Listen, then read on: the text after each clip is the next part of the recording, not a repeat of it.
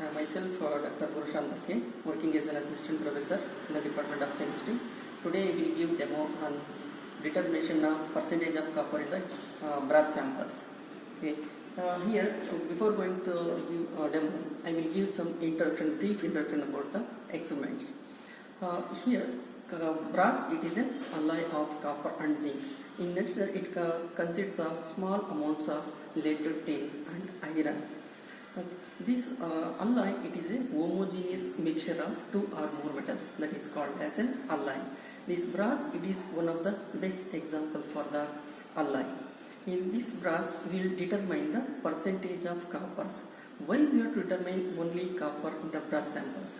Because it will give the information about the quality of the brass. Higher the percentage of copper, better the quality of the brass samples. First, we will prepare the brass solutions. We will take a known weight of brass piece or brass samples. We will dissolve in a nitric acid. And we will neutralize the. We will add the ammonium hydroxide to neutralize the mineral acids. That is nitric acids. And then we will make a light acidic medium by adding the acetic acid. Then we will determine the percentage of coppers. Now, by using the brass solutions, we will determine the percentage of coppers, cupric ions present in the solutions. Then we will, after taking the brass samples, we will add the ammonium hydroxides. Okay, this ammonium hydroxides, it will neutralize the acidic medium or mineral acids. Then we will add the acetic acid. Acetic acid, it will neutralize the excess of ammonium. Then we will add the potassium iodide. This potassium iodide, it will react with the cupric ions. It will form cuprous iodide and liberates equivalent amount of iodine. The liberated iodine is measured or determined by titrating against the sodium thiosulfate solution using starch as indicators. This is the basic principle behind these experiments or theory behind these experiments. Take a piece of brass samples in the weighing bottles. This bottle containing the piece of brass samples. We have to take this weight and transfer into a clean conical flask. And then note down the empty weighing bottles. The difference between the two weights will give the weight of brass samples. Then for this we have to add nitric acid. 7 to 8 drops of nitric acid we have to add.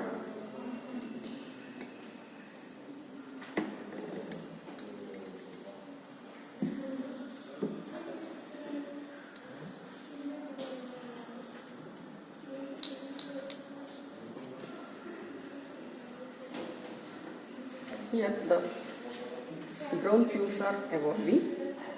That is, oxides of nitrogen is evolving.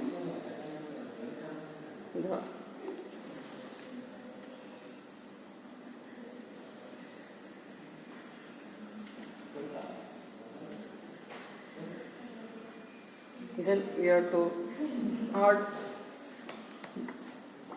distilled waters.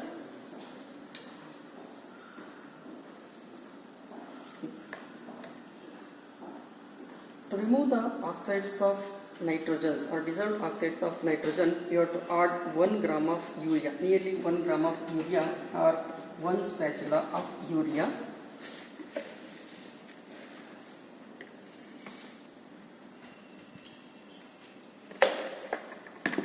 Then warm the solutions or heat the solutions until bubbles will start.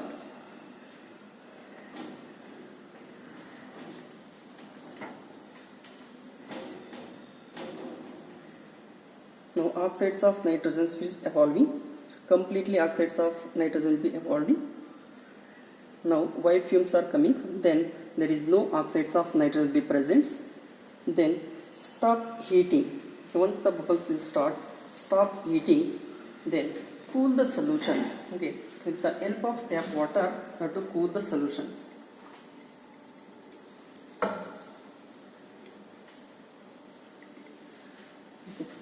This solution it is called as Brath solutions. Okay. Then after cooling to room temperatures, okay, while cooling to room temperature, simultaneously you have to fill the sodium thiosulfate solution to the burettes. Okay. Now already the sodium thiosulfate solution is filled. Okay. Now second part, this is the first part, preparation of preparation of Brath solutions.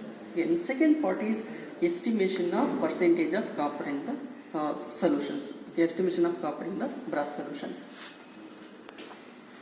Then for the cooling, add 1 test tube of distilled water to cool to room temperature.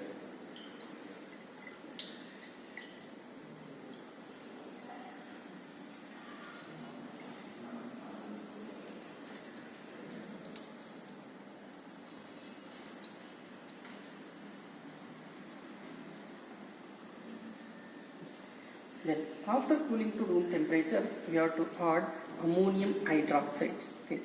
Why we have to add ammonium hydroxide? To neutralize the mineral acids. We have to add ammonium hydroxides. Okay. You have to add ammonium hydroxide drop by drop until precipitate is formed.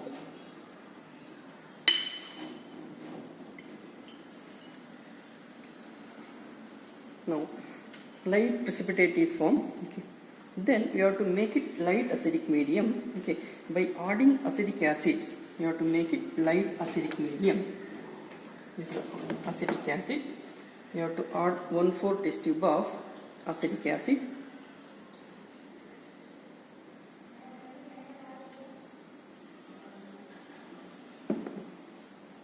The precipitate will dissolve, or we will get the clear solutions. We will get the clear solutions. That is nothing but excess of ammonium hydroxide is dissolved and it will becomes light acidic medium. Then you have to add 1 full test tube of potassium iodide. 1 full test tube of potassium iodide we have to add. This potassium iodide, it will react with the cupric ions. It will form cuprous iodide, and equivalent amount of iodine will be liberated. The dark brown colors or dark yellow colors, that is the iodine liberated. The liberated iodine is titrated against the standard sodium thiosulfate solution. In this burette we have taken the standard sodium thiosulfate solutions. We have to add drop by drop until we will get the pale yellow colors. Once if we get the pale yellow color, you have to add starch, 2 ml of starch, or you have to 7 to 8 drops of starch indicator we have to add.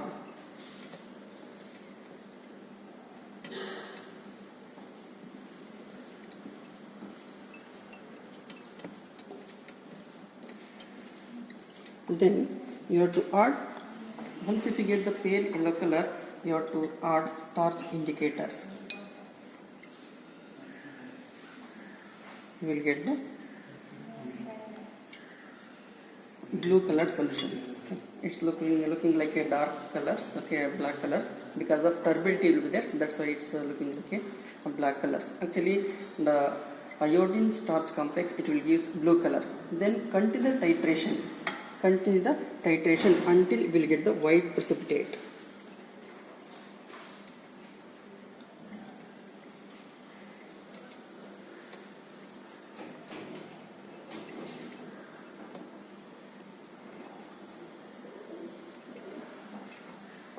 We will get white precipitate. Okay. This is the cuprous iodide. The white precipitate is cuprous iodide. Okay. This is the end point. Then you have to note down the burette reading. Okay, whatever the burette reading will be there, final burette reading you have to note down. This is the measure of the sodium thiosulfate solution. It is a measure of amount of iodine liberated. Okay, by using this sodium thiosulfate solution or titrate volume, we can easily calculate the amount of cupric ions present in the given solutions.